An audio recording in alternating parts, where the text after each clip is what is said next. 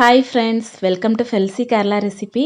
நாம் இன்றைக்கி ரொம்ப டேஸ்டான கேரளாவில் ரொம்ப ஃபேமஸான ஒரு கேரளா ஸ்டைலில் ஒரு கடலைக்கறி பார்க்க போகிறோம். வாங்க வீடியோக்கு போகலாம்.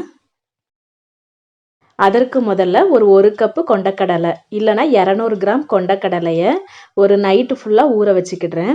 இல்லைனா ஒரு 8 மணி நேரமாவது ஊற வச்சுக்கோங்க.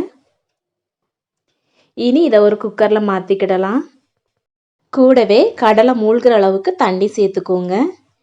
இது கூட 1/4 டீஸ்பூன் மஞ்சள் தூள், தேவையான அளவுக்கு உப்பு சேர்த்து அடுப்பை மீடியம் ஃப்ளேமில் வச்சுட்டு ஒரு 7 விசில் வரைக்கும் விட்டு எடுத்துக்கிடலாம்.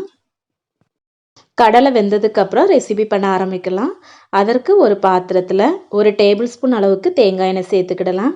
எண்ணெய் சூடானதும் ஒரு பட்டை, 2 கிராம்பு, 2 ஏலக்காய், 1 டீஸ்பூன் பெருஞ்சீரகம், 5 பல் பூண்டை குட்டி குட்டி பீஸாக கட் பண்ணி சேர்த்துக்கோங்க. இதை லைட்டாக கலந்து விட்டுக்கோங்க. இது கூட ஒரு 2 மீடியம் சைஸ் அளவுக்கு பெரிய வெங்காயத்தை நல்லா குட்டி குட்டி பீஸாக கட் பண்ணி இது கூட சேர்த்துக்கிடலாம். இதே மாதிரி உங்களுக்கு கேரளா ஸ்டைலில் ரெசிபி பிடிக்கும்னா இந்த சேனலை சப்ஸ்கிரைப் பண்ணி வச்சுக்கோங்க. கூடவே பெல் பட்டனை கிளிக் பண்ணி ஆல் ஆப்ஷனையும் கிளிக் பண்ணி வச்சுக்கோங்க.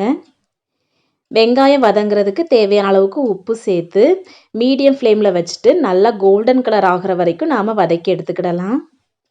நல்லா கலர் எல்லாம் மாறினதும் இது கூட 1 டேபிள் ஸ்பூன் வத்தல் தூள், 3 டேபிள் ஸ்பூன் மல்லித்தூள், 1 டீஸ்பூன் கரம் மசாலா சேர்த்துக்கிடலாம். மசாலா சேர்க்கும் போது அடுப்பை லோ ஃப்ளேமில் வச்சுக்கோங்க. இனி இதை 1 நிமிஷம் மட்டும் நல்லா கலந்து விட்டுக்கிடலாம். அந்த மசாலையில் உள்ள பச்சை ஸ்மெல் எல்லாம் போகட்டும். மசாலையோட பச்சை ஸ்மெல் எல்லாம் போனதும் நம்ம வேக வச்சுருக்கிற கொண்டக்கடலையை அதில் உள்ள தண்ணியோட சேர்த்து இதில் கலந்து விட்டுக்கிடலாம்.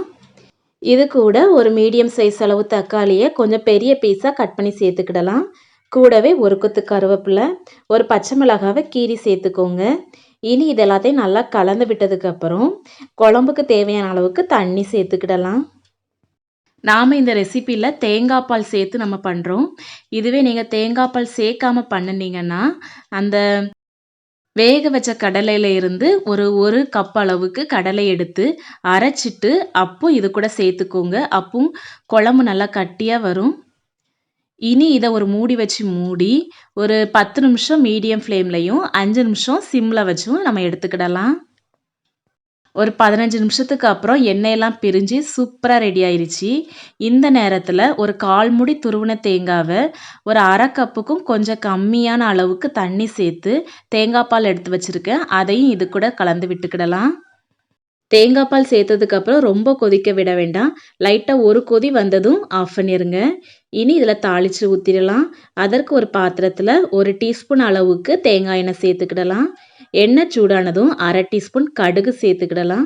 கடுகு வெடித்ததும் ஒரு 5 சின்ன வெங்காயத்தை ஒரு குட்டி குட்டி பீஸாக கட் பண்ணி சேர்த்துக்கோங்க.